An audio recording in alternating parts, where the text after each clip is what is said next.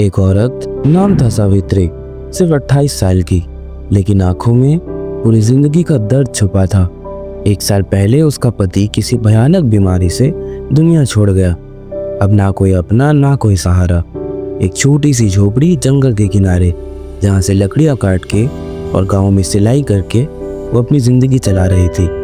वो सुंदर थी, लेकिन उसकी आंखों में एक ऐसा सन्नाटा था जैसे जिंदगी थम गई हो।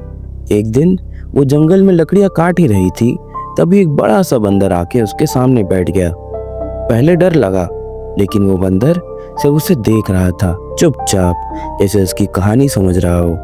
और तब शुरू हुआ एक ऐसा रिश्ता जिसमें ना शब्द थे ना वादे, बस इमोशंस।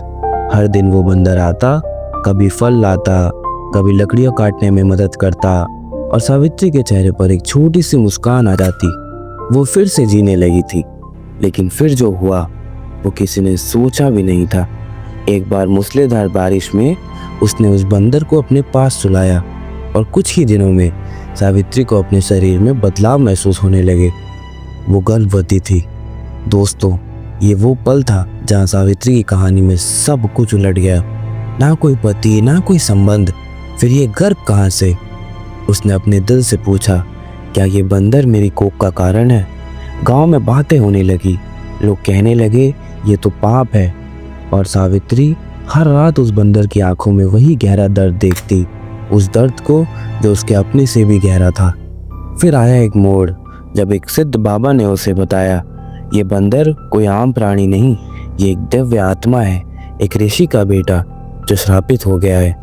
उस रात सावित्री ने जाना, जो रिश्ता उसने सोचा नहीं था वो उसके जीवन का एक सच बन चुका है। लेकिन कहानी यही खत्म नहीं होती।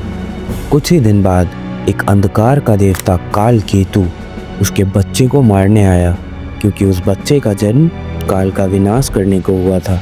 और तब वही बंदर जिसका प्यार कभी शब्दों में नहीं आया, वो उसके सामने एक देव स्वरूप में खड़ा हो गया।